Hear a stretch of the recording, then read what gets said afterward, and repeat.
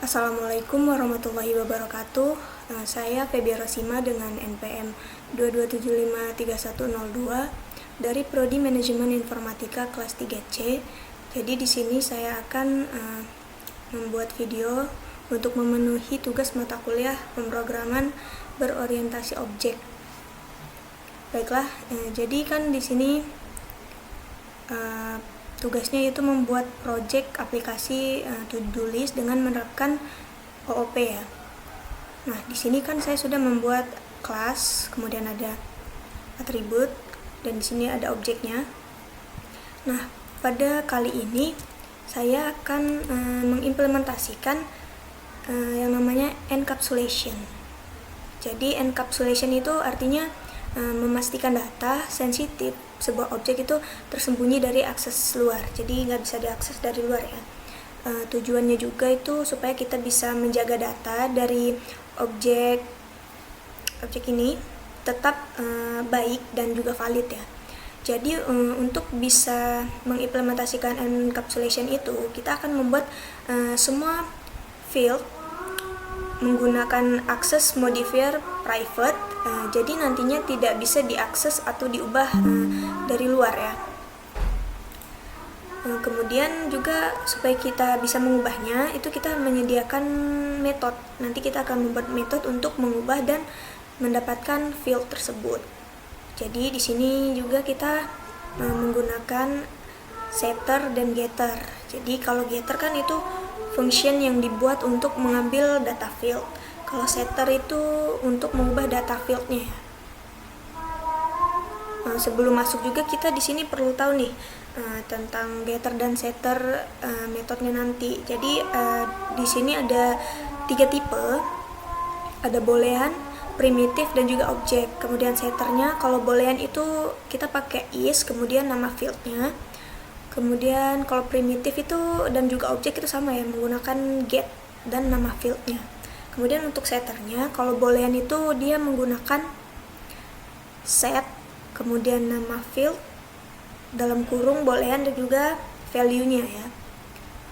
Di sini kalau untuk setter itu sama, hanya berbeda di primitif. Kalau dia primitif itu tidak menggunakan value. Jadi di sini yang berbeda itu boolean ya. Oke, sekarang kita masuk untuk penerapan atau pengimplementasiannya untuk project yang akan kita buat ini ya, aplikasi to-do list. Nah, jadi di sini kan sudah saya terangkan bahwa saya sudah membuat kelas, kemudian objek, dan yang untuk materi ketiga ini itu encapsulation-nya. Jadi di sini sudah saya beri tanda ya. Encapsulation ini untuk menandai bahwa encapsulation-nya itu akan kita letakkan di sini. Nah, jadi kita bisa lihat ini ya untuk tipe datanya juga. Jadi kalau yang pertama ID. ID ini dia masuknya itu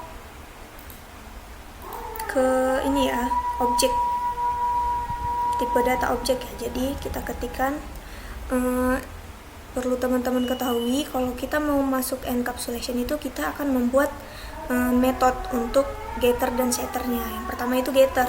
Jadi kita masukkan, kalau tadi kan sudah dijelaskan bahwa tipe data, kemudian setternya seperti apa dan getternya seperti apa. Nah, kalau yang di pertama itu yang ID ini masuk ke tipe data objek. Jadi kita klikkan public. Nah, ini setelah public itu tipe datanya ya, yaitu integer ya maksudnya. Integer, kemudian nama fieldnya ID. Kemudian kita ketikkan return ID. Nah, jadi ini untuk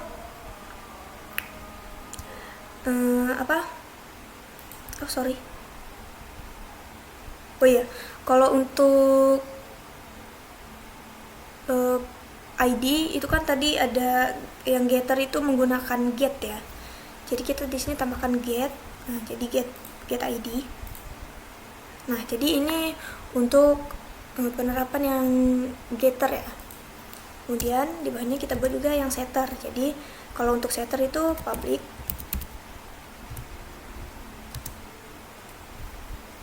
void set id dalam kurung tipe datanya in id. Oke, kita ketikkan yang ini ya. Kalau untuk setter, jadi kita memasukkan implementasi yang ini, yang objek. Jadi kita ketikkan this id sama dengan id. Oke. Nah, jadi untuk encapsulation ini lumayan simple ya. Tapi untuk penerapan agar lebih mudah juga, itu kita bisa menggunakan menu yang ada di bar sini ya, untuk mempermudah kita jika memang kalau untuk implementasi encapsulation-nya itu banyak. Jadi kita cukup mengklikkan kode, kemudian generate. Nah, di sini kan tersedia ya, ada pilihan konstruktor, getter, setter, getter and setter. Jadi kita klik getter and setter. Untuk membuat agar atribut ini bisa kepilih semua, itu kita klikkan shift, tekan shift, dan juga mengklik yang akan kita pilih. Jika sudah, itu kita pilih OK ya. Nah, jadi otomatis nih nanti encapsulation-nya itu akan terimplementasi di sini. Ini ya, saya tandai. Oke.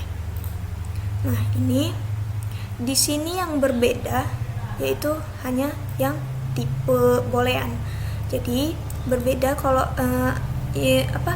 kalau boolean dia memakainya is ya. Ini bedanya. Kan kalau objek tadi dia makainya mana sih? Get.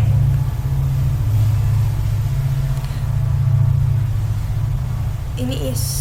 Jadi itu ya bedanya.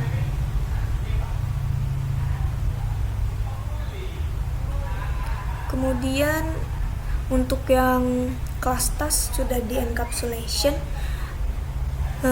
Untuk kelas kategori juga di sini kita butuh encapsulation juga ya di kelas kategori ini. Jadi untuk mempermudah juga, kita klikkan saja kode generate getter and setter. Oke.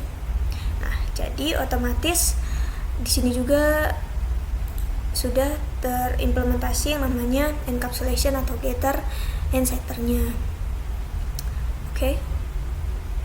Nah, jadi memang kalau di IntelliJ ini lebih mudah ya, karena banyak implementasi kode yang sudah bisa otomatis.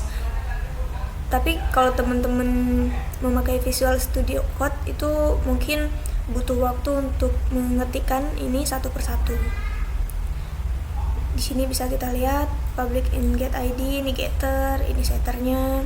Ini tipenya masuknya ke ini ya, objek. Di sini yang berbeda itu yang completed, karena di sini kan tipe datanya dia masuknya ke boolean ya, jadi berbeda. Oke, sudah. Jadi untuk materi penerapan atau implementasi encapsulation itu bisa dikatakan lumayan mudah. Teman-teman bisa mengetikkan jika memang sudah jika atribut yang akan di encapsulation itu sedikit, tapi kalau banyak bisa menggunakan cara hacknya ya, di kode terus generate, terus di pilih semuanya. Oke, nanti encapsulation-nya juga akan terimplementasi dengan sendirinya. Di sini juga pemrogramannya juga bisa terbaca ya, dia masuknya ke tipe apa.